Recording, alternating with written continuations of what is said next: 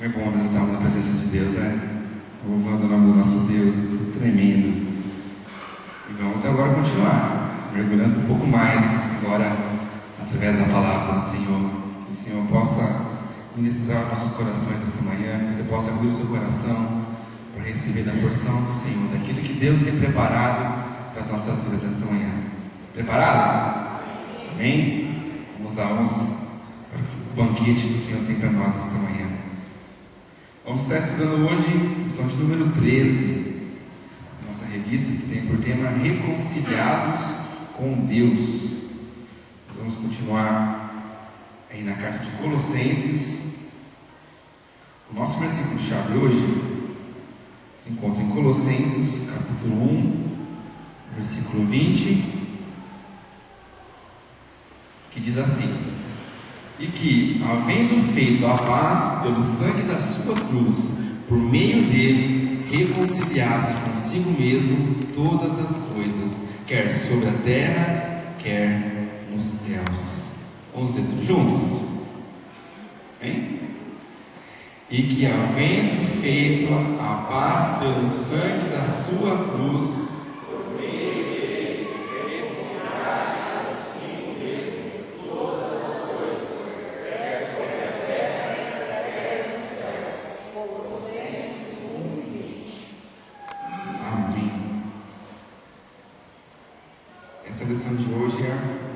tremenda, abençoadora.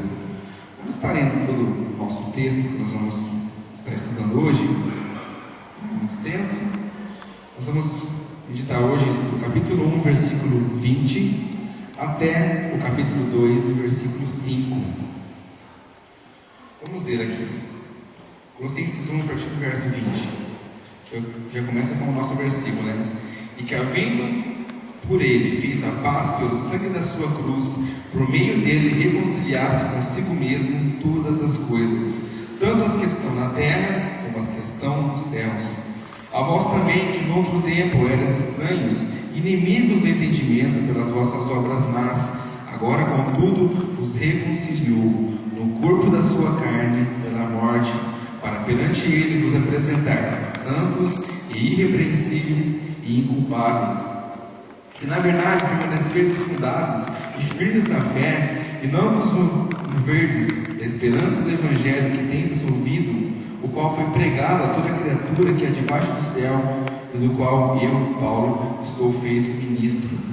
Regozijo-me agora no que padeço por vós, e na minha carne cumpro o resto das aflições de Cristo pelo seu corpo, que é a igreja, da qual eu estou feito ministro segundo a dispensação de Deus, que me foi concedida para convosco, para cumprir a palavra de Deus. O mistério que esteve oculto desde todos os séculos, em todas as gerações, e que agora foi manifesto aos seus santos, aos quais Deus quis fazer conhecer quais são as riquezas da glória deste mistério entre os gentios, que é Cristo em vós, esperança da glória, a quem anunciamos, admoestando a todo homem e ensinando a todo homem em toda a sabedoria, para que apresentemos todo o homem perfeito em Jesus Cristo. E para isso também trabalho, combatendo segundo a sua eficácia, que opera em mim poderosamente. Porque quero que saibais quão grande combate tenho por vós, e pelos que estão em Laodiceia, e por quantos não viram o meu rosto em carne, para que os seus corações sejam consolados, e estejam unidos em amor, e enriquecidos da plenitude da inteligência, para conhecimento do mistério de Deus, Cristo, em quem estão escondidos todos os tesouros da sabedoria e da ciência. E digo isto para que ninguém vos engane com palavras persuasivas, porque ainda que esteja ausente quanto ao corpo, contudo em espírito estou convosco, regozijando-me e vendo a vossa ordem e a firmeza da vossa fé em Cristo. Amém. Glória a Deus. Queridos, nós vamos falar sobre a reconciliação com Deus. Talvez que todos nós já tivemos momentos um pouco mais atribulados, onde nós nos entendemos com algum amigo, com algum parente, algum familiar. Como que fica a situação quando você fica afastado de uma pessoa, você briga com uma pessoa, você fica longe dessa pessoa, qual que é o seu sentimento? Falando agora como homens mesmo. Triste. O que mais? Incomodado. Mais alguma coisa? Com certeza nós, em algum momento da nossa vida, a gente passou por algumas situações desse tipo. E se desentender com uma pessoa, por qualquer que seja o motivo, de até ficar algum tempo meio longe, afastado. Mas é bom como nós vemos que mesmo depois de toda essa situação desconfortável, surge a oportunidade de nos reavermos, nos consertarmos. E aí parece que aquilo nos traz um alívio, uma paz novamente, uma alegria de poder agora se relacionar com aquela pessoa que você ama, que você gosta, mas por uma situação você quis ficar longe daquela pessoa. Mas no seu coração o desejo era que você voltasse a falar, a conversar com aquela pessoa, não é? Exatamente isso que aconteceu conosco e com Deus. Não era do propósito de Deus que nós ficássemos longe da sua presença. E com certeza Deus também não tinha nenhum desejo de ficar longe de nós. Mas aconteceu. Isso aconteceu. É isso que nós vamos ver aqui. Que Deus, Ele não tinha nenhum prazer em ver a sua relação com a sua criatura, com os seus filhos, distante, longe. Ele criou os meios para que você, nós fôssemos novamente reconciliados com Ele. Essa é uma bênção. Nós vamos ver o cuidado de Deus, o amor de Deus para com as nossas vidas, a preocupação do Senhor em querer que hoje nós vivêssemos novamente como filhos, reconciliados em Deus. A nossa lição está dividida em 3 pontos que nós vamos ver aqui.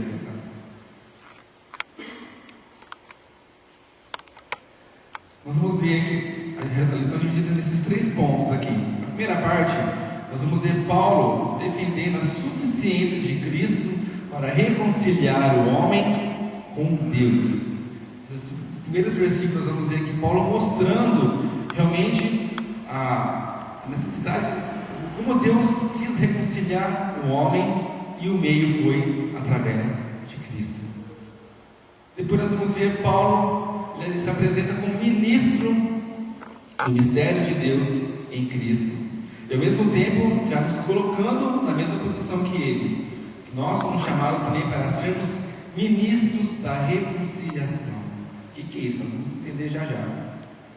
E por fim, depois Paulo sugere a maneira de ser dos que foram reconciliados. Aqueles que realmente foram reconciliados com Deus através de Cristo. Como deve ser a postura deles diante de Cristo?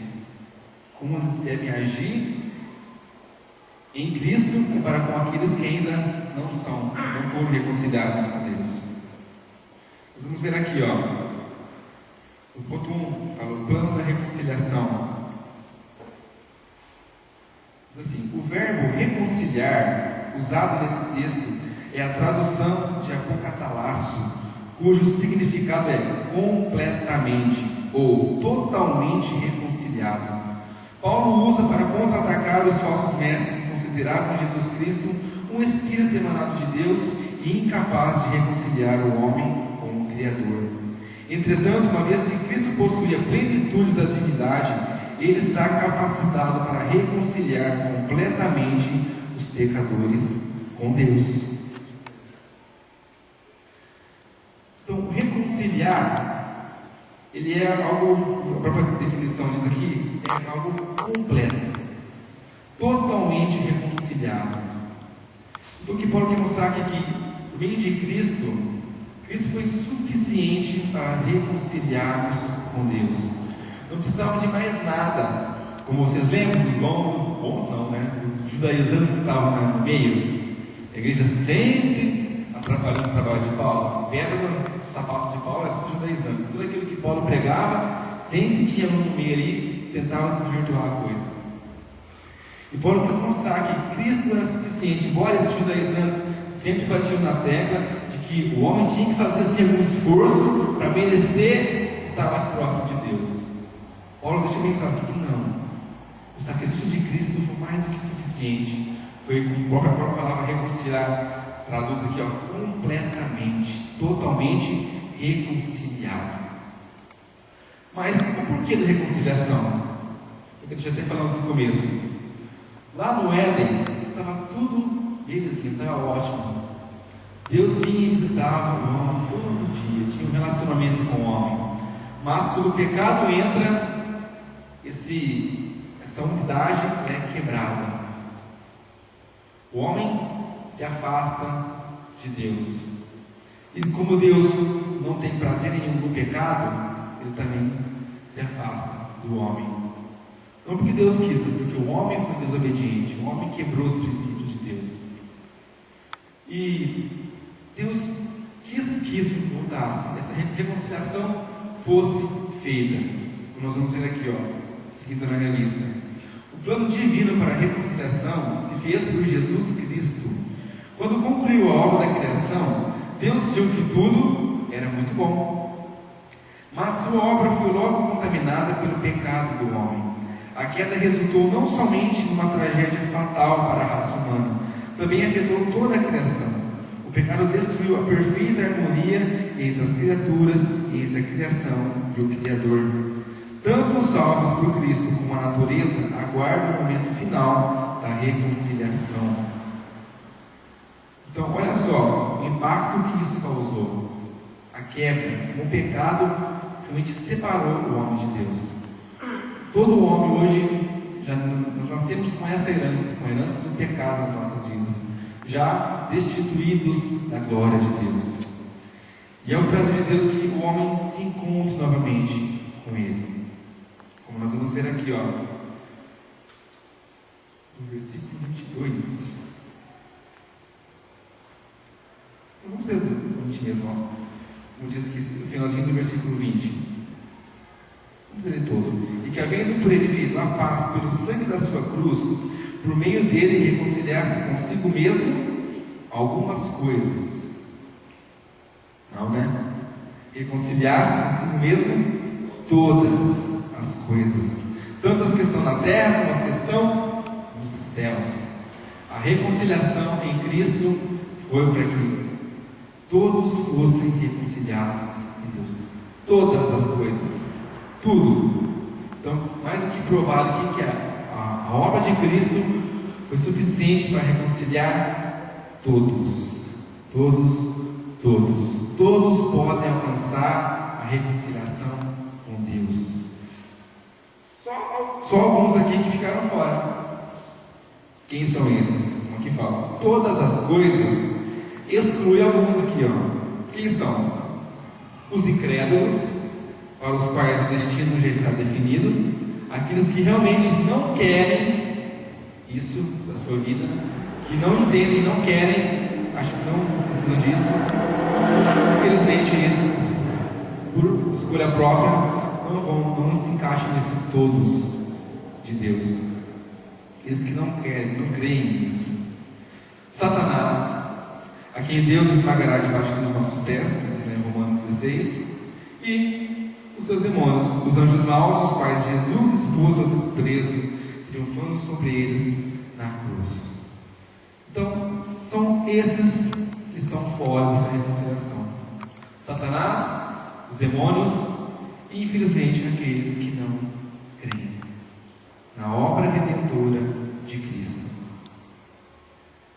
Paulo que lembra aos Colossenses o que eles eram antes de ser reconciliados: estranhos ou alienados em relação a Deus, inimigos no entendimento, por agirem deliberadamente com hostilidade para com Deus, pelas vossas obras malignas, como ele mesmo aponta. Porque a alienação era confirmada mediante a prática de atos indignos. Apesar disso, foram reconciliados. Nada mais é que Paulo mostrou aqui para os Colossenses a nossa realidade antes de nós nos encontrarmos com Cristo. Essa era a nossa situação, a mesma situação dos Colossenses. Inimigos no entendimento, não conhecíamos a Cristo, não sabíamos aquilo que estávamos fazendo. As nossas obras eram más perante Deus.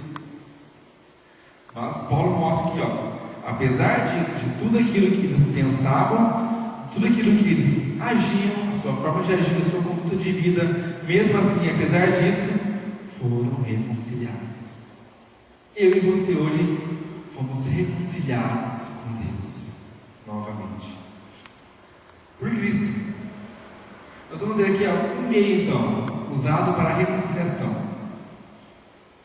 Olha o versículo 21. A vós também que no outro tempo eras estranhos e inimigos do entendimento pelas vossas obras más, agora contudo vos reconciliou no corpo da sua carne pela morte, para perante ele vos apresentar santos, irrepreensíveis e inculpáveis.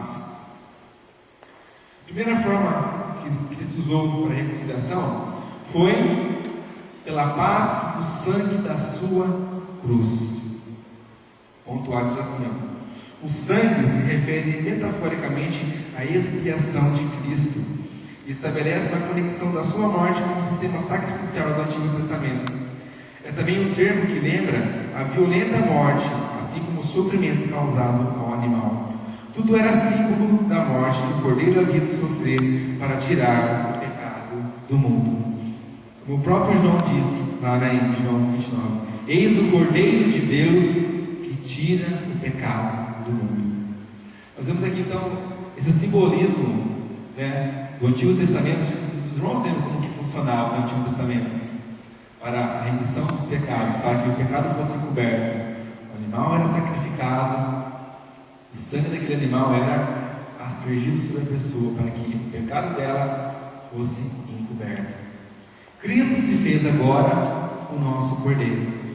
Ele se sacrificou por nós, derramou o seu sangue para que nossos pecados fossem perdoados. O mesmo simbolismo, usando toda aquela coisa da lei que eles tinham que cumprir. Agora Cristo cumpriu a lei dele mesmo. Se fez aqui o sacrifício para que o sangue dele hoje nos devolvesse a paz, para que nós hoje tivéssemos a paz verdadeira nas nossas vidas. E a segunda forma, reconciliou no corpo da sua carne mediante a sua morte. Essa expressão é empregada para opor-se à ideia dos falsos mestres de que os anjos eram intermediários da reconciliação do homem com Deus e para contrariar a doutrina gnóstica de que o corpo é mau em si mesmo. O corpo físico de Jesus foi entregue por ele próprio na cruz, em substituição ao nosso corpo, um sacrifício vicário. Além de ele derramar o seu sangue, a lei quis mostrar também que ele entregou, não por ele ser o filho, ele deu a sua vida, mas mostrou-lhe que a sua própria carne também sofreu na cruz. Então, ele era o filho de Deus, então ele não sofreu dor, não derramou o sangue lá. Não, ele quis mostrar também que a sua carne também foi entregue ali. Como aqui diz, um sacrifício vicário. O que é isso? É quando a pessoa se coloca no lugar de outra pessoa, ela faz uma troca. Então, aqui no caso, Jesus se sacrificou no nosso lugar. A carne que devia estar sofrendo na cruz era minha, era sua. Mas Cristo aqui nos reconciliou também pelo seu corpo. O seu corpo também foi colocado no nosso lugar ali. Era o nosso corpo que deveria estar ali sofrendo. Mas Ele nos reconciliou também, tanto pelo seu sangue, que nos dá nova vida, como também na sua carne, mostrando que o seu corpo também se submeteu ali, se entregou em nosso favor. E a finalidade da reconciliação? Qual o propósito para tudo isso? Nós vemos aqui no versículo 22: vos apresentar como santos e irrepreensíveis e inculpáveis. Esse foi o propósito de Cristo, nos reconciliar para que nós, agora, nessa nova caminhada, nos tornássemos santos, inculpáveis e irrepreensíveis. Santo significa separado do pecado, dedicados a Deus. Como resultado da fé e da consequente união com Cristo, O cristão é santo diante de Deus por causa da obra do Filho. Por causa da obra do Filho. Por causa da minha obra. Porque eu sou bom. Porque eu faço boas obras. Porque eu ando certinho na linha. Não. Por causa da obra do Filho. Mais uma vez pode bater aqui, ó. Esses judaizantes estão falando aí que tem que ter um esforço para você conseguir a salvação. Não. Graça. É pela graça. Cristo escolheu. Essa foi a vontade de Deus. E ponto. Ele quis que eu e você fôssemos reconciliados com Ele. Independente se você é bom, se você fez isso, se você fez aquilo. Essa é a vontade de Deus. Ele quis nos reconciliar com Deus novamente. É graça, é favor imerecido, não é por obra, e sim unicamente a obra do Filho, a obra de Cristo. Inculpáveis. O que é uma pessoa inculpável? Sem culpa. São as pessoas sem culpa, sem defeito ou sem mancha. Esse sentido era usado em relação aos animais separados para o sacrifício no Antigo Testamento. Lembra todo o processo lá? Que tinha que ser escolhido um animal, um vinho, que não tinha nenhuma mancha, que não tinha nenhum defeito. Ele teria que ser sacrificado. Se tivesse algum defeito, alguma manchinha, não servia. No Novo Testamento, essa característica é aplicada a Cristo, o Cordeiro de Deus. Com referência a nós, a reconciliação nos possibilita um caráter inculpável. Cristo levou todas as nossas culpas e hoje nós somos lavados e redimidos no sangue do Cordeiro. O sangue de Cristo nos purifica de todo o pecado. Quem está coberto com o sangue de Cristo, o diabo não pode querer apontar alguma coisa, não. Já hoje eu sou lavado e remido no sangue de Cristo. Hoje Cristo já levou todas as minhas falhas, todos os meus erros, os meus pecados, com a culpa em nós. Irrepreensíveis. Tem o sentido de não ser acusados ou repreendidos por alguém. Satanás, o acusador dos irmãos, não pode apontar o dedo acusatório contra aqueles que em Cristo foram reconciliados com Deus. Eu já falei, até adiantei aqui, né? O sangue de Cristo nos lava, nos limpa. O diabo não consegue apontar o dedo. Por quê?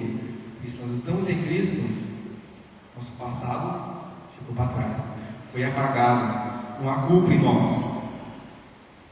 E a evidência dessa reconciliação, vamos ver o versículo 23. Se na verdade permanecerdes fundados e firmes na fé, e não vos moverdes da esperança do Evangelho que tendes ouvido, o qual foi pregado a toda criatura que é debaixo do céu, e do qual eu, Paulo, estou feito ministro. A evidência aqui de que uma pessoa ela foi reconciliada realmente com Deus é se ela realmente permanecer em Cristo. Existe uma diferença entre a pessoa ouvir, entender, mas não fazer, não viver como reconciliado em Deus. A pessoa pode estar aqui na igreja, pode ouvir, mas não viver como reconciliado com Deus, continuar ainda tão distante de Cristo, tão distante da obra, aquilo que Deus fez. A Bíblia repetidamente ensina que aqueles que foram realmente reconciliados permanecerão na fé. Por exemplo, Jesus disse aos judeus que haviam crido nele: se vós permanecerdes na minha palavra, sois verdadeiramente meus discípulos. Se vós permanecerdes na minha palavra, olha o segredo aqui, ó. Não é só ouvir. Se vós ouvirdes a minha palavra, não. Se vós permanecerdes na palavra, é você ouvir e viver. Permanecer na palavra. Sois verdadeiramente meus discípulos.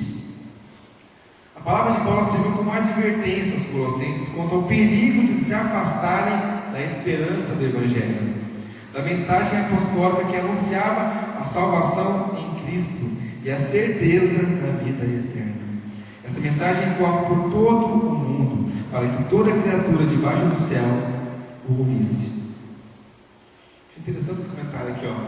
No final do versículo 23, ele faz uma ponte ao ministério cristão. Se Jesus tem toda a primazia, se fomos reconciliados a Deus por Ele, então temos um dever, um chamado, uma missão a cumprir. Em outras palavras, você e eu temos uma razão de viver.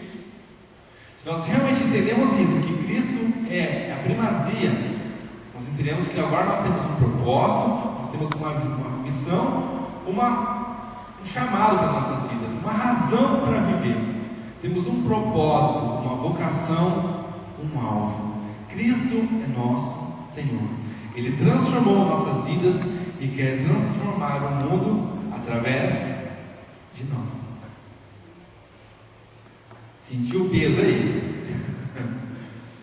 Deus é algo glorioso. Ao mesmo tempo nós temos essa responsabilidade, mas olha que responsabilidade que nós temos de saber que nós hoje podemos estar próximos de Deus novamente, reconciliados novamente com Ele, sermos participantes da obra de Cristo, de tudo aquilo que Cristo conquistou para nós, e a responsabilidade agora de anunciar isso para aqueles que ainda não ouviram, para fazer com que aqueles lá que estão fora da reconciliação de Cristo, todos lá que ouvimos, para que eles também tenham essa oportunidade de ouvir falar desse amor de Cristo e também sejam reconciliados com Deus.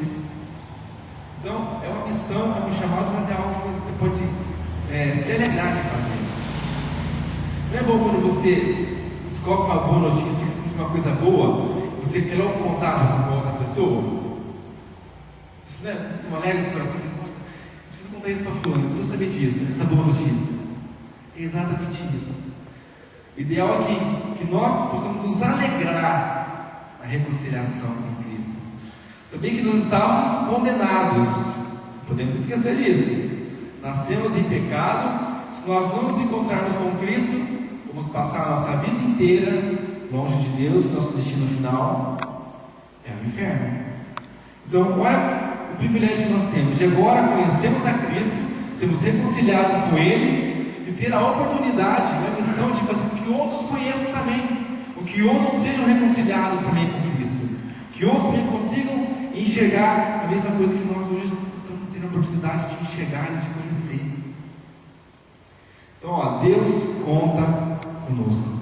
Como diz ali, ó, nós temos a oportunidade de transformar o mundo. Deus, Ele quer transformar o mundo através de mim e de você, de nós. Cristo conta conosco. Ele para o seu irmão falar: Cristo conta com você. Com você. Ele conta comigo e com você. Sermos agentes de transformação para que as pessoas possam entender o sacrifício de Cristo. E agora Paulo começa a apontar aqui no ponto 2 sobre ele ser o ministro da reconciliação. Nós vamos entender o porquê aqui que Paulo fez isso e como agora nós também temos que nos colocar aqui. O que é um ministro? Às vezes nós vamos falar assim, tem no Brasil, ministro da Justiça, ministro da Agricultura, ministro da Educação, nossa, tanto ministro, né? E nós somos chamados também para sermos ministros. O que é um ministro? A definição de um ministro. Quem saberia dizer? Ou não?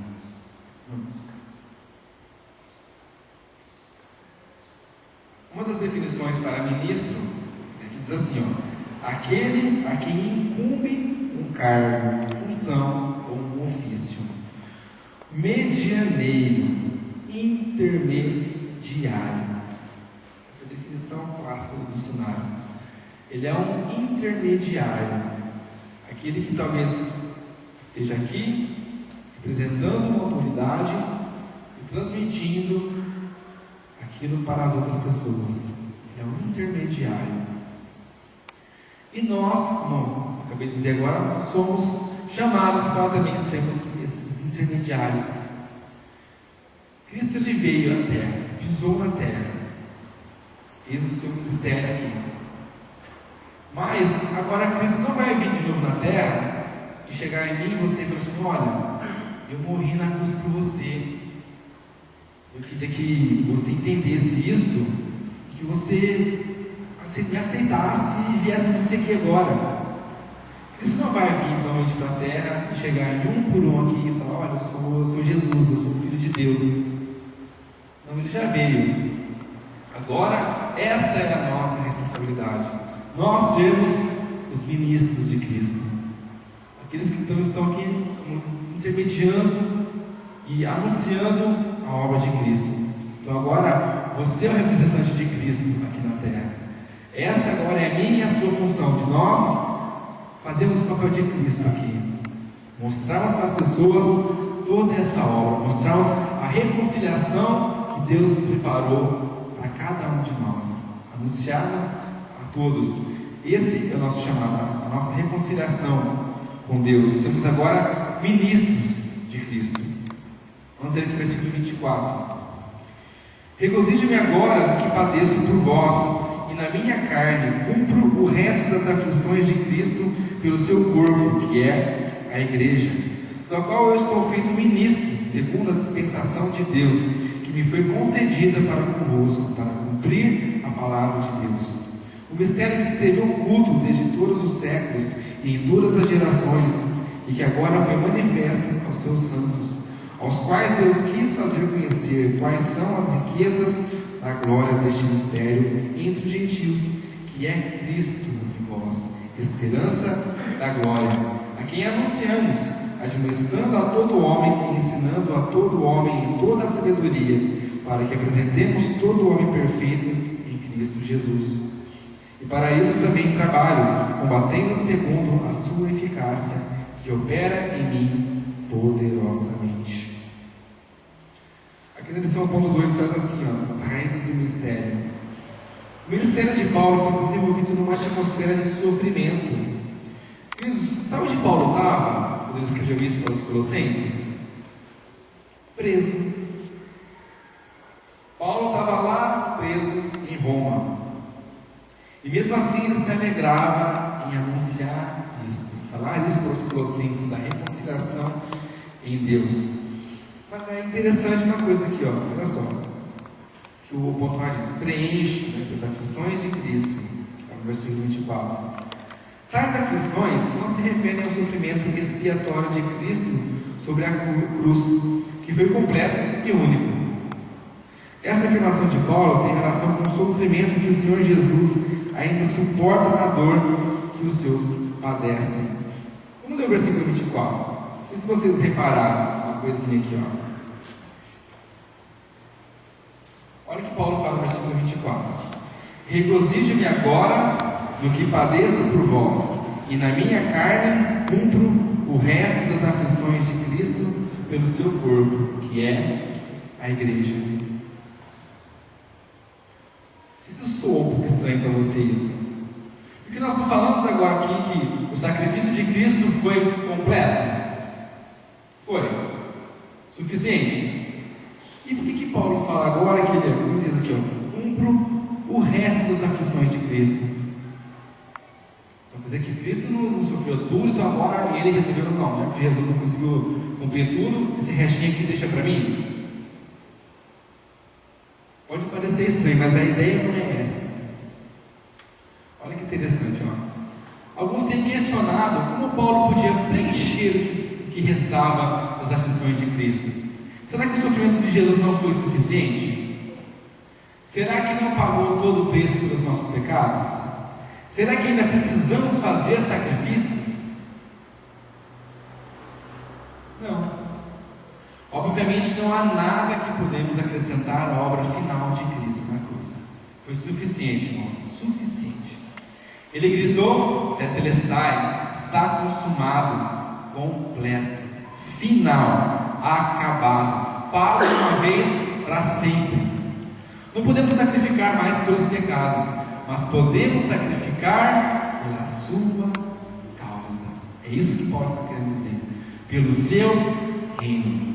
A chave está na descrição de Jesus como cabeça e nós como corpo. Os sofrimentos de Paulo eram a favor do corpo de Cristo, a igreja. Mas tudo que atingia o corpo também atingiu a cabeça. Jesus perguntou para Paulo no caminho a Damasco por que estava perseguindo a Jesus. Depois prometeu que Paulo iria sofrer muito por ele. 1 Coríntios 12, 26 e 27 nos diz que, como corpo, se um membro sofre, todos sofrem juntos. Se o corpo sofre, a cabeça também está sofrendo. Em Efésios 3,13 nos lembra de que sofrimento por causa de outro, de fato, é uma forma de valorizar e honrar o outro. Nosso amor é tão grande que topamos sofrer por ele. O que Paulo está querendo dizer aqui não é que o sacrifício de Cristo não foi suficiente, não faltava um restinho que agora ele ia sofrer. Não, você está querendo dizer agora em sofrer por amor a Cristo, pelo reino de Cristo. Como esse comentário diz, Cristo também sofre pela sua igreja. Lembrar como foi o encontro de Paulo com Cristo. Paulo estava indo a caminho de Damasco, quando veio uma forte luz, e ele ouviu uma voz que dizia: Saulo, Saulo, por que me persegues? Jesus já tinha vindo, já tinha morrido, já tinha ressuscitado, já estava novamente nos céus. Mas aqui ele ouve uma voz que diz: Saulo, Saulo, por que me persegues? Era Jesus que estava sendo perseguido por Paulo? Fisicamente não. Paulo perseguia os cristãos. Então olha só, como aqui Cristo mostra realmente como ele também se importa com a igreja, como ele também sofria ao ver os seus filhos, os cristãos, sofrendo na mão de Paulo. Então, como aqui mesmo diz, a cabeça sofre aquilo que o corpo sente. Então Cristo também estava sofrendo por amor da igreja, por isso que ele fala: por que me persegues? Saulo não estava perseguindo os cristãos, mas diretamente estava perseguindo a Cristo, a Jesus. Então aqui diz, quando Paulo se dirigiu a Damasco para perseguir os cristãos, ouviu uma voz dos céus que dizia: Saulo, Saulo, por que me persegues? Ele não perseguia diretamente o Senhor, mas aprendeu aí que perseguir os cristãos era como fazê-lo a Cristo. Está perseguindo os cristãos, está perseguindo a Cristo. Está perseguindo o corpo, está atingindo a cabeça. Interessante isso, né?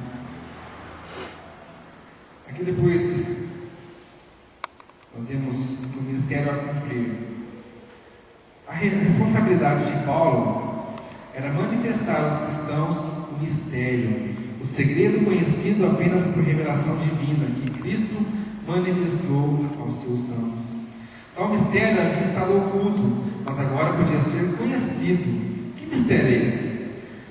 Não é nada mais do que a inclusão dos gentios no propósito divino da salvação. Esse é o mistério revelado. Vamos ver aqui, no versículo 6. O mistério que esteve oculto desde todos os séculos, em todas as gerações, e que agora foi manifesto aos seus santos, os quais Deus quis fazer conhecer quais são as riquezas da glória desse mistério entre os gentios, que é Cristo em vós, esperança da glória.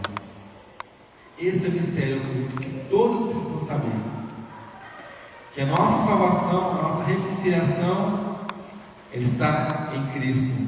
Mesmo nós não sendo da linhagem judaica, mesmo não sendo judeus, povo de Deus, a salvação alcançou os gentios. Quem são os gentios? Somos nós hoje. Tem algum judeu aqui? Judeuzão de sangue mesmo? Não. Então você é um gentil. A salvação, o mistério revelado aqui, a reconciliação é exatamente isso. A redenção e a salvação dos gentios, daqueles que não são do povo de Deus, da linhagem judaica, mas que podem ser feitos filhos de Deus. Filhos de Deus.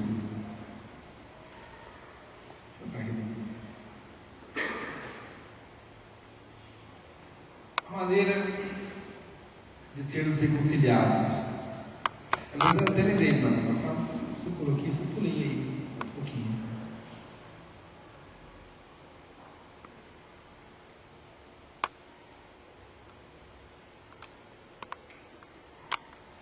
Eu vou colocar resume exatamente isso da reconciliação. Olha só, o que Jesus fez? Ele se fez filho do homem para que os filhos dos homens fossem feitos filhos de Deus. Tremendo isso, né? Jesus se fez filho do homem, veio a terra como homem. Para quê? Para que os filhos dos homens fossem feitos filhos de Deus. Recebe aí. Você agora pode ser feito filho de Deus. Filho de Deus. Glória a Deus. Que Deus se reconciliasse consigo mesmo todas as coisas. Deixa eu avançar. Tinha pulado essa frase. E o empenho para cumprir o ministério. Agora Paulo vai abordar aqui. Vamos só finalizar essa parte aqui, antes de entrar no ponto 3. O empenho para cumprir o ministério. Nesse versículo, vamos ler o versículo 29 primeiro. Vamos pular aqui.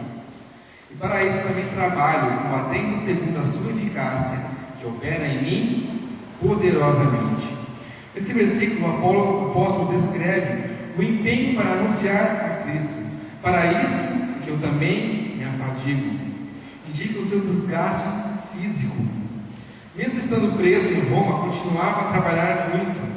Pregava e ensinava as pessoas que o procuravam e escrevia.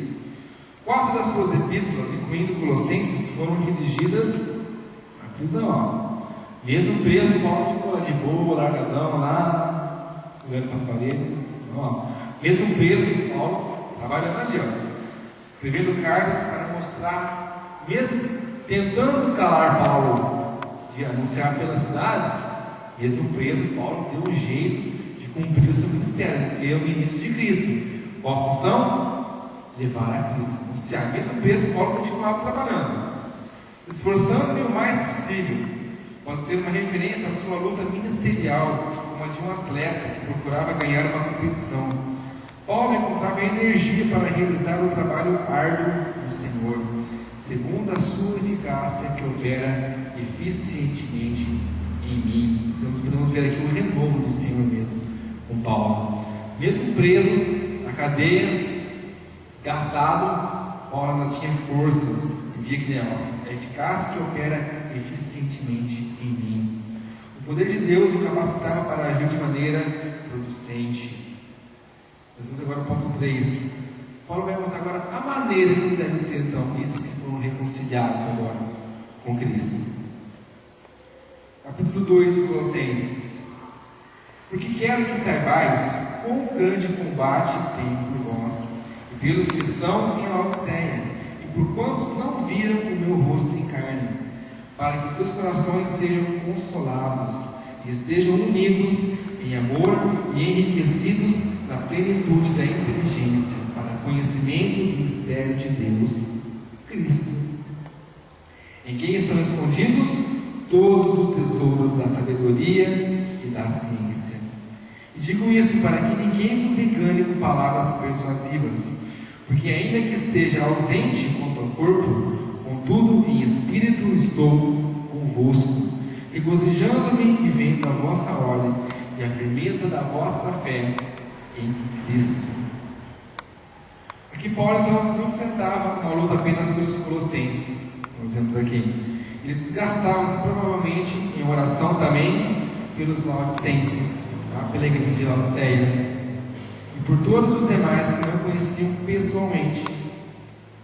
Nós vemos que Paulo, mesmo não tendo ainda conhecido pessoalmente o povo de Laodiceia, ou todos os outros da região, mesmo assim, ele orava por esse povo, se colocava em oração e tinha por objetivo fazer com que eles também conhecessem essa redenção de Cristo, essa obra de Cristo, mesmo como ele mesmo diz, o corpo não estando presente. Mas ali, versículo 5: porque ainda que esteja ausente quanto ao corpo, mesmo que eu não estou presente aí com vocês, contudo em espírito estou convosco, regozijando-me e vendo a vossa ordem e a firmeza da vossa fé em Cristo. Mesmo longe, Paulo se alegrava em ver que o povo tinha ouvido falar, estava ouvindo e estava crescendo em Cristo. Nós vemos que o objetivo da sua luta era para que os crentes recebessem os seguintes benefícios. Todo esse trabalho de Paulo, a qual nós somos chamados hoje, eu e você, como ministros da reconciliação.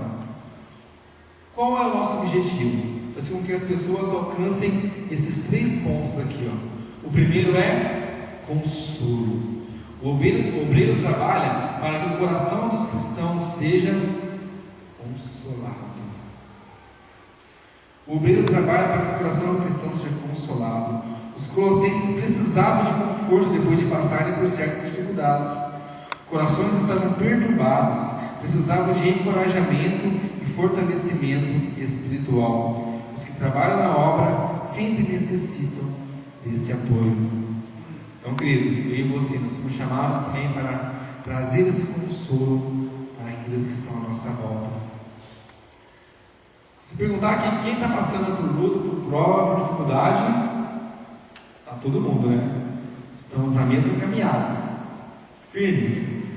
Tem as nossas batalhas diárias, mas talvez se é algum irmão que está sofrendo mais do que você está um pouco mais firme, então você é chamado para ser um obreiro que trabalha para que o coração do seu irmão seja consolado. Você dá uma palavra de consolo para aquele que está angustiado, passando por uma dificuldade, um momento de tribulação, que precisa de um respiro, que precisa de uma palavra que traga paz no seu coração. Você e eu somos essa pessoa que Deus conta para trazer essa palavra de consolo para aquele que está passando por um momento difícil.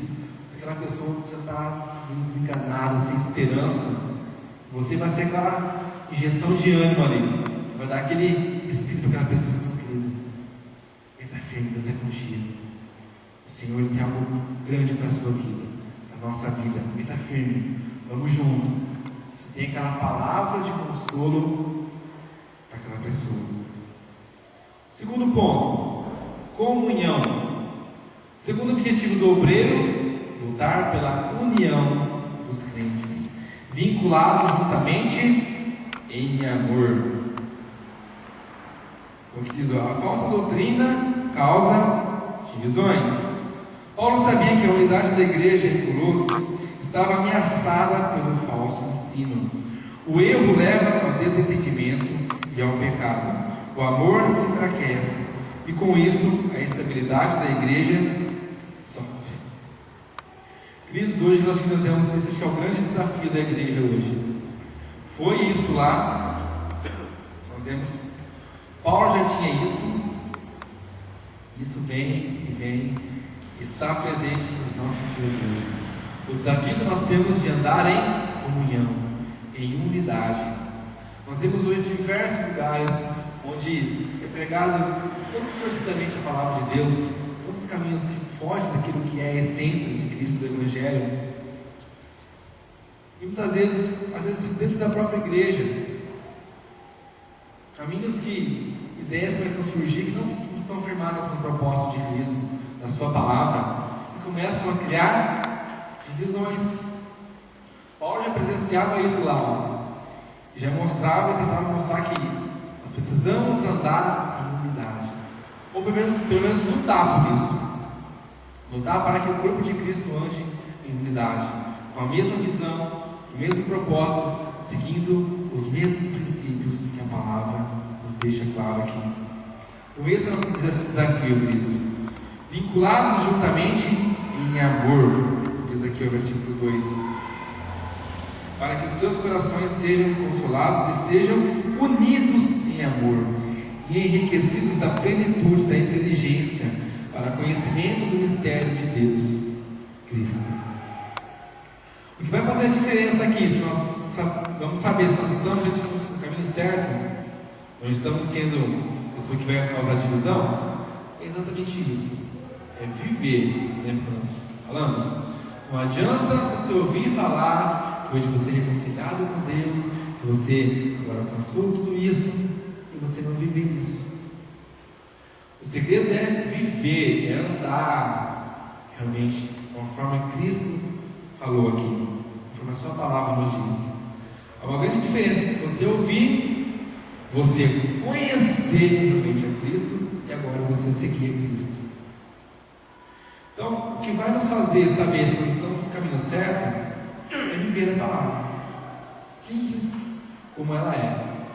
Sem muitos rodeios, sem muita coisa, muito eu acho que, pode ser assim. Não. Às vezes o homem começa a colocar caminhos alternativos ali para melhorar o seu lado. Não, nós temos que simplesmente cumprir o que Cristo nos ensinou. Hoje Cristo nos faz livres.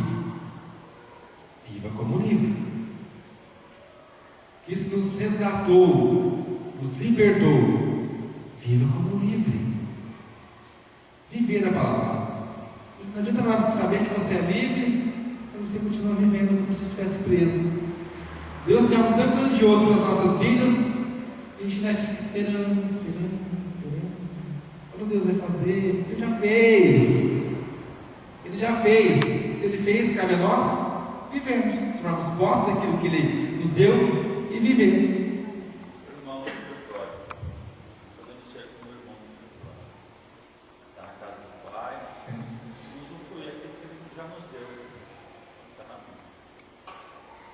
Exemplo clássico.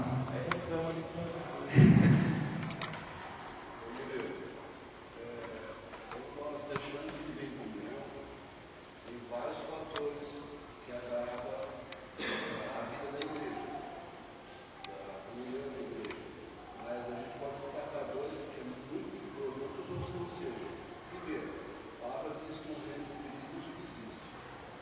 E quando tem divergências de ideia, não, porque eu penso assim, o outro pensa assado, acaba que a igreja acaba sofrendo e sentindo isso. Aí ela acaba adoecendo, que é o que acontece hoje em muitas igrejas, se não a maior parte delas. Então a gente, como você falou, primeiro, sempre voltar para a palavra. O que a palavra diz? É o que eu quero ou a palavra ensina? É isso. Conhecer. Quem não conhece verdadeiramente a Cristo vai começar a querer dar jeitinho para tudo. Querer, não, mas eu acho que é assim, não é bem assim. Acho que pode ser assim também. Pode. Será que não pode? Assim, sabe? É um jeitinho mais fácil, mais cômodo para a nossa carne. É exatamente isso. Um reino dividido não subsiste. A igreja sofre. O corpo padece, mas quem sofre junto? Cabeça. Cristo também sofre em ver o seu povo sendo destruído, brigando entre si mesmo muitas vezes, fica ali, ó, patina, não sai do lugar, não cresce, não consegue crescer. Enquanto houver divisão no meio da igreja, a igreja sofre. Essa é a triste realidade. Enquanto nós vemos por aí tantas divisões, às vezes até tem a ousadia de falar, não, porque Deus me deu uma nova visão,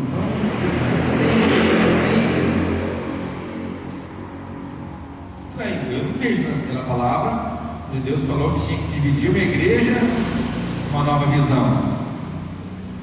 Não, ao contrário, Cristo, Ele nos renova a cada manhã, nos faz viver o novo a cada dia. Vivermos em novidade de vida a cada dia. Não que, essa igreja aqui, acho que já deu tudo bem, então vamos fazer uma divisão aqui, vamos fazer uma coisa mais nova agora. Deixa os mais velhinhos aqui, vamos pro novo. Tem base? Olha lá. Eu nunca vi Cristo fazendo isso. Deus deixando na sua palavra que tem que dividir a igreja para poder crescer, para poder mudar. Não. Foi o que nós vemos fazer isso aí. Não, que Deus me deu uma visão nova agora, então eu entendi isso, um revelamento, os pastores Silas Malafa, eu tive um revelamento que nosso Deus vai fazer agora sim, vai ser glorioso, vai ser tremendo, mover, a igreja vai crescer. Se nós vivermos a palavra, conforme Cristo deixou claro aqui, vivermos como reconciliados em Deus, assumindo agora a nossa posição em Cristo, o novo cada dia. O crescimento é a cada dia. Não precisa esforço do nosso humano para querer dar jeitinho, para Deus agora começar a fazer diferente, não. Se nós realmente andarmos em novidade de vida, tudo aquilo que Deus tem para nós agora, como reconciliados em Cristo, nós vamos crescer, nós vamos avançar, nós vamos prosseguir, não vai precisar dividir igreja, não precisamos fazer nada. Nós precisamos entender isso. É crescer em Cristo e olhar para Cristo. É como o Temer falou, o exemplo clássico do irmão do filho pródigo. Estava na casa, o filho saiu, voltou, e ainda achou ruim que foi restituído de tudo. O pai fez o melhor tudo de novo, colocou um anel, trocou as roupas, fez um banquete. E o irmão? Estava na casa do pai, mas não usufruiu de nada. Podia ter tudo ali, usufruir de tudo, mas não quis. E ainda achou ruim do outro que teve tudo de volta. Então, queridos, nós vamos viver da mesma forma que o irmão do filho pródigo. Estar na casa de Deus e não viver aquilo que o Pai já deu para nós. O Pai já conquistou para nós. Como até diz a parábola. Mas você sempre esteve comigo. Tudo aqui era teu. Você podia ter feito a mesma coisa, se ligar com seus amigos, fazer festas para eles. Agora você está achando ruim com o teu irmão? Ele estava morto. Você reviveu, está de volta. Então não vamos se ver assim, querendo criar desculpa assim, hoje estamos esperando Deus fazer algo que Deus já conquistou. Só falta a gente viver, tomar posse e viver, e andar com o corpo de Cristo, a gente unido. Então, querido, fique firme, busque cada vez mais conhecer a Deus, para que você também possa lutar pela unidade do corpo, para que você possa ser ali, bater de frente mesmo. Não, o corpo não pode ficar sofrendo. Vamos andar em unidade, a unidade que Cristo espera de nós, como igreja, firmadas na palavra verdadeira, não buscando algo do nosso ego, não seja do nosso ego, algo que vai ser bom para mim, eu acho que é assim. Não, o que a palavra diz, o que Cristo ensina, essa é a minha base, é isso que Deus espera de mim, é isso que eu vou firmar, vou crescer, vou lutar, porque Cristo espera unidade. Então, tem alguma coisa que está diferente aí? Não, unidade de Cristo. E o último ponto ali, convicção. O terceiro propósito do ministério cristão é levar a convicção. Você e eu fomos chamados como ministros da reconciliação a convencer as pessoas da obra de Cristo, da reconciliação de Cristo, de nós e Deus através de Cristo. As pessoas precisam ter essa certeza, convicção. O mistério de Deus, de Cristo, deve ser anunciado de maneira para que os crentes o entendam e o compreendam plenamente. Quando falta discernimento espiritual, as pessoas facilmente se extraviam. É o que nós vamos falar aqui. Se a pessoa não conhece realmente a Cristo, se ela não entendeu esse propósito, se nós somos reconciliados com Deus, facilmente qualquer ventinho que bate assim, já sai fora dos princípios, dos propósitos. E essa é a nossa função, de fazer com que as pessoas entendam, tenham convicção de que realmente nós hoje podemos realmente ser feitos filhos de Deus. O que diz a revista continua? A razão pela qual devemos compreender o mistério de Deus, Cristo, é que nele todos os tesouros da sabedoria e do conhecimento estão ocultos. Assim não há nenhum outro mistério espiritual que deva despertar o nosso interesse. Aí os revelamentos da vida. Não há nada que precisa despertar. A única coisa do nosso interesse é isso, esse mistério em Cristo. Não há outro tesouro que possa ser atração aos nossos olhos. Nada fica escondido dos crentes quando conhecem a Cristo. Se os colossenses compreendessem a Cristo, não seriam enganados por raciocínios falazes, que nada mais são do que a linguagem persuasiva e enganosa usada pelos inimigos de Cristo. Então, se a pessoa está afirmada em Cristo, entendeu o sacrifício de Cristo, que agora nós somos reconciliados em Deus, somos chamados para viver uma nova vida em Cristo, conhecendo todo esse tesouro que estava escondido em Cristo, a gente fica buscando outra coisa, outros achismos por aí. Não, eu quero buscar mais de Deus, mais de Cristo, entender cada vez mais o que Cristo pensa, entender mais o que Cristo tem para mim. É isso que eu tenho que buscar, o que Cristo tem para mim. para que aconteça isso que está acontecendo com os colossenses. Qualquer fala mais firme assim, pessoa que convence do poder da palavra, fala, você já fica assim, isso mesmo. Já começa a ficar meio balançado, fica em dúvida. Não, se você está em Deus, a pessoa falou aqui, peraí, não, está escrito aqui, você conhece agora Cristo, você entendeu o propósito de Cristo para a sua vida. Então, pode vir qualquer coisa falar, até começar a distorcer a palavra. Não é bem isso aí não, esse pedacinho que você pegou da Bíblia não é bem isso que Deus está querendo dizer não. Quando você entende e conhece realmente a Cristo, não é qualquer coisa que a pessoa vem falar que vai dizer a você não. É qualquer ventinho que bate que você já vai ficar meio balançado. Nossa, acho que é verdade, né? Você para para pensar, você dá umas brechas, você dá ouvido. Acho que isso não é. Nossa, quase eu tinha reparado nisso. Se você te conhecesse e lesse a palavra, você ia saber que não é isso aí não. Então, queridos, vamos conhecer a Cristo, vamos querer mais dessa reconciliação e de viver aquilo que Cristo tem para nós, aquilo que Ele tem para nós. Embora não conhecesse pessoalmente os crentes conosco, Paulo tinha informação acerca da boa ordem e da firmeza da fé que tinha em Cristo. Por isso se alegrava em espírito. Nós temos aqui o versículo 5. Porque ainda que esteja ausente quanto ao corpo, mesmo Paulo não estando presente, contudo em espírito estou convosco, regozijando-me e vendo a vossa ordem e a firmeza da vossa fé em Cristo. Paulo tinha conhecimento de que a igreja estava ali firme, embora teve esses problemas de pessoas tentando mudar o foco, tentando mudar a situação. Paulo se alegrava, sabia que eles ali, passando todas essas orientações, sabia que eles estavam firmes em Cristo. Então, continue cumprindo isso, com bom ministro, como eu também sou ministro de Cristo. Continue assim, com consolo, continue mantendo a comunhão e anunciando o Evangelho de Cristo para que as pessoas tenham essa convicção de que Cristo tem chamado a todos para a reconciliação com Deus, de que todos podem ser feitos filhos de Deus novamente, todos podem estar próximos de Deus novamente pelo sacrifício de Cristo. Para encerrar, queridos, atitudes que devemos ter diante do texto estudado: agradecer a Deus o plano da reconciliação e execução por meio de Jesus Cristo. Sem isso, ainda continuaríamos em inimizade para com Ele. Então, querido, viver isso, ter sempre esse coração grato a Deus, poder se alegrar em Deus por isso.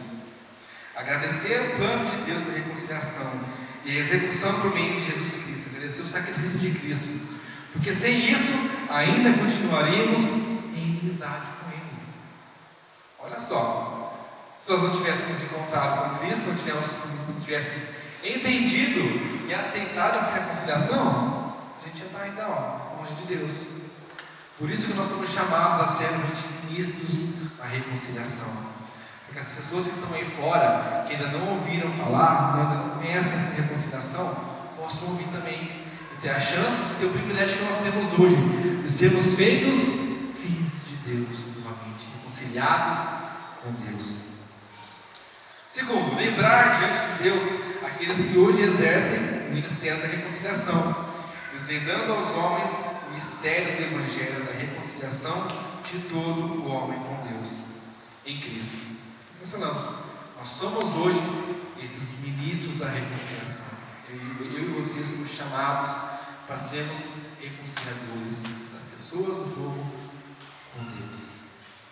Não vemos isso como um fardo, como um peso, né? Tem que falar. Não, veja isso como uma alegria. Você não se alegra hoje em poder estar próximo de Deus, estar reconciliado com Deus? Ter o privilégio de estarmos aqui reunidos para aprendermos de Deus, para louvarmos ao Senhor, para agradecermos a Ele. Não é bom fazer isso?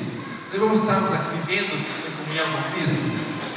Por que nós não vamos falar então para os outros? Para que eles também possam desfrutar disso, para que eles também possam sentir esse amor verdadeiro.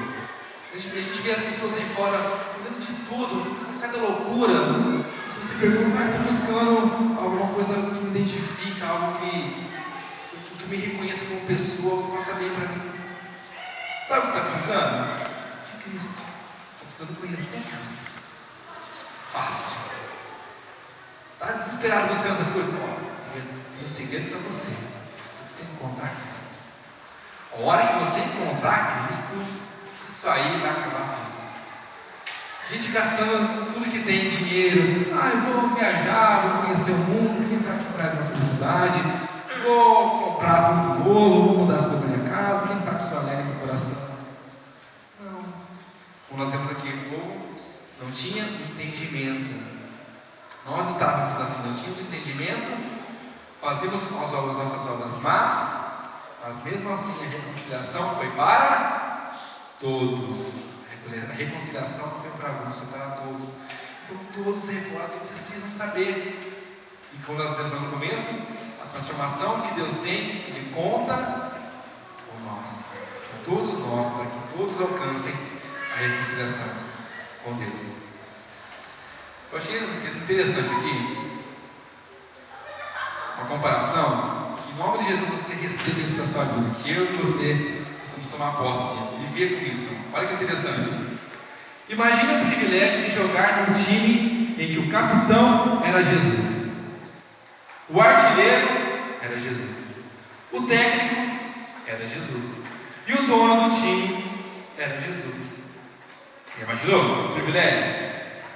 Imagine se então Jesus escolheu você para jogar no time dele. Responsabilidade, então, ao mesmo tempo orgulho, a seleção de Cristo, embaixadores do Rei do Universo. Eu e você. Você está alegre hoje pelo fato de que faz parte da seleção de Jesus? Ou você perdeu a perspectiva sobre o privilégio? E por isso reclama quando o treino é duro, quando no jogo leva umas caneladas, deu uma desanimada, irmão? Bateu uma dificuldade e já ficou mais animado. Ixi, o treinador está pegando pesado aqui, hoje o treino foi duro, foi puxado, está ficando cansativo, deu uma desanimada aí. Participamos da melhor seleção na história do mundo. Nosso time vai ganhar e vamos fazer diferença no jogo. Não por causa de nós mesmos, mas por causa do nosso técnico. Ele faz toda a diferença. Estamos dispostos a sofrer tudo por Ele. Participamos com Ele e temos Ele no coração. Jesus Cristo é tudo no ministério cristão. Devemos ser incansáveis na proclamação das glórias de Jesus. Ele é a nossa razão de existir. Cada oportunidade Ele nos dá para dar testemunho sobre Sua obra em nossas vidas. É a oportunidade de cumprir nossa razão de viver. O verdadeiro ministério cristão está totalmente focalizado em Cristo Jesus. Conhecê-lo e torná-lo conhecido. Amém? E aí, está firme dentro do time de Jesus ou não? Firme?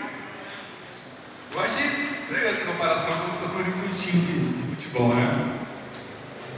O capitão é Jesus, o artilheiro é Jesus, o técnico é Jesus, o dono do time é Jesus. Ele escolheu você fazer parte desse time. Esse time vai perder? E aí, vai desistir por quê? Vai ficar calado por quê? Olha só.